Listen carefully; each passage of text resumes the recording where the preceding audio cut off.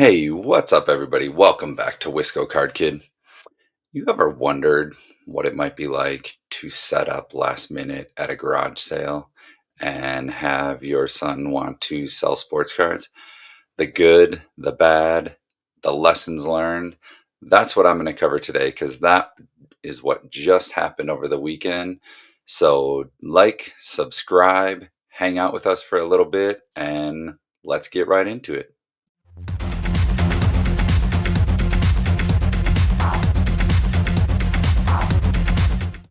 All right. Hey, thanks for sticking around, hanging out with us. So, just thought it'd be kind of important or a good lesson to share something that just happened. Like, I have my list of topics that I think I'll make videos of and things in the sports card hobby area for this channel that I'll make videos of, but something that just happened. We had our neighborhood garage sale.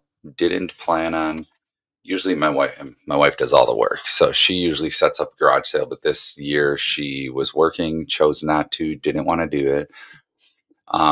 My son Carter went through, like, he still had all the sports cards sorted and graded, or not graded, priced out from last year's garage sale. And a couple times over the summer he just put up like a pop-up card stand at the bottom of the driveway and sent it out to neighborhood and stuff. So still had that.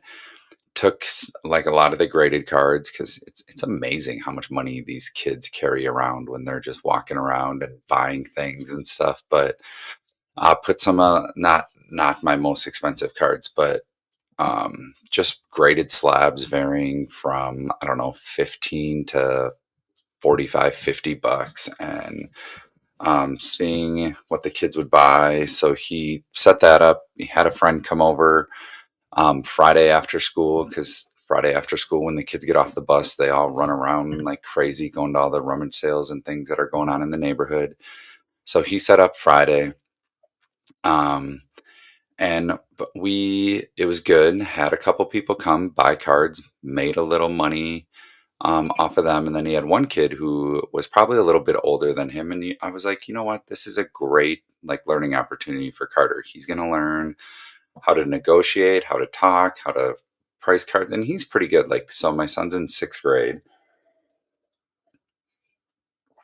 He's pretty like card savvy as far as like pricing it out using the eBay scanner app, 130 point sales, and figure out what the most recent comps have gone for and things like that. But even as savvy as he is, I was trusting him. I'm like, hey, whatever happens, this will be a good learning opportunity. We're not talking like thousands of dollars, hundreds, thousands of dollars in cards. So a kid came, he was looking for a while, then he asked if we bought, and I was out there at the moment. I said, well, I'd look, but I was also in the middle of grilling and making dinner because it was nice out that night. And um, he brought some cards back, and he had a um, autographed Scattaboo card and an autograph Judkins card.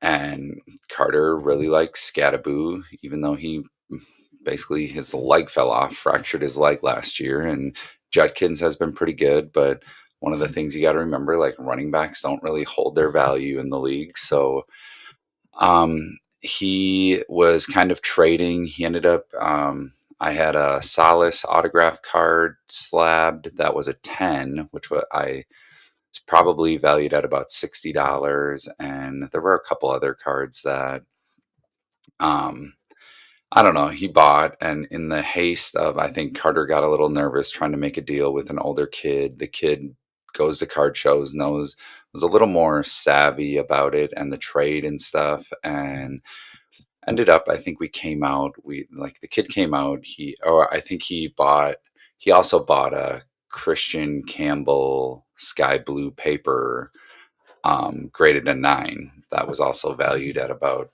I don't know, 40, I don't know the exact price, but maybe 45, $50 that it would, the value was at. And all in all, my son paid cash for the Judkins and then kind of traded for the scat and paid a little more cash for the scat on top of it, the autographed Scataboo.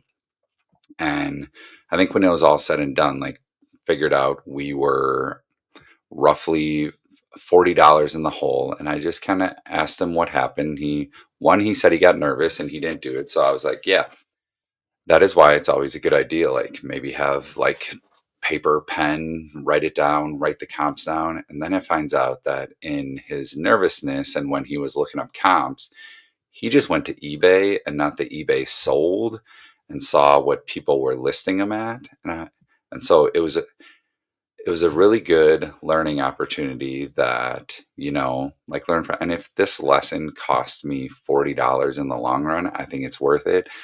Other thing is, young kid in the hobby getting a deal, I'm not super mad at, but and then I was thinking like that night, like as a dad, you want your son to always get the best deal. You want your son to be the best. You want your son to get the best deal. And so like I kind of felt as a failure and like stewed on it all night long. And I was like, oh, I should have been there. I should have helped him. I should have taken the lead. Like, why would I do it?